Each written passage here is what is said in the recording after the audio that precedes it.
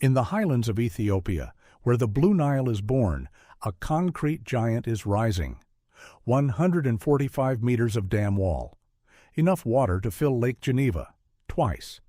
It is the largest hydroelectric project ever built on the African continent. And it has brought three nations to the edge of conflict. The Grand Ethiopian Renaissance Dam, GERD, conceived in 2011, built in silence and secrecy, funded by Ethiopian citizens who donated their wages and bought government bonds. Its numbers are staggering. The dam stretches 1.8 kilometers across the Blue Nile Gorge. The reservoir, named the Renaissance Sea, will hold 74 billion cubic meters of water. Its 13 turbines will generate 6,450 megawatts, more than doubling Ethiopia's current electricity production. For a nation where 55 million people still live without power, this is not merely an engineering project. This is a declaration of sovereignty. To build GERD, engineers first had to tame the Blue Nile itself.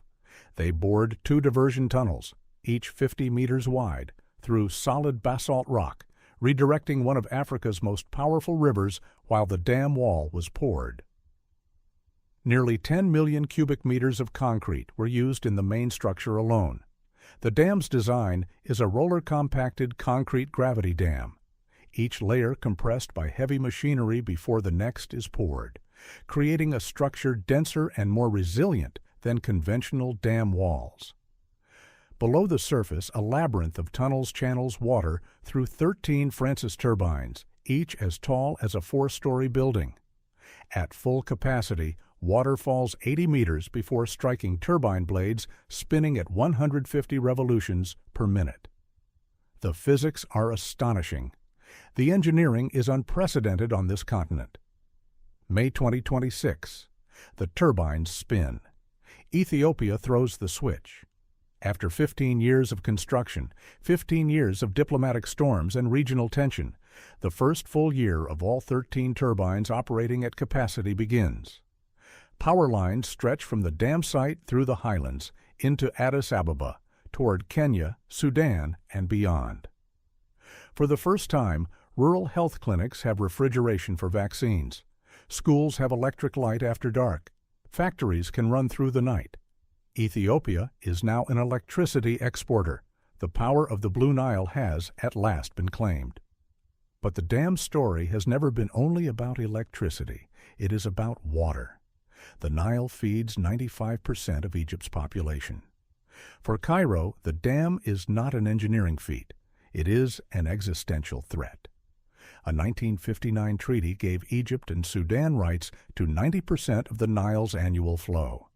Ethiopia, which contributes 86% of that flow through the Blue Nile, signed nothing. For decades, this injustice simmered. GERD brought it to a boil. Egypt threatened military action. Sudan shifted alliances.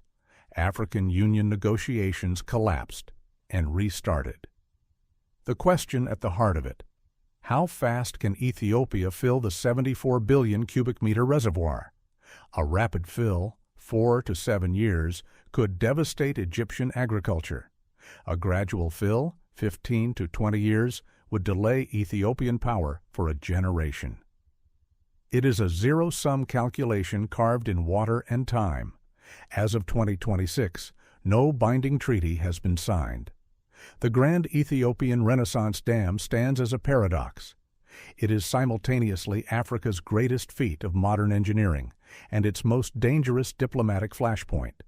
It promises to lift tens of millions from energy poverty while threatening the agricultural lifelines of tens of millions more downstream. Whatever the outcome of the diplomatic struggle, and that struggle is far from over, GERD has already changed the terms of the conversation.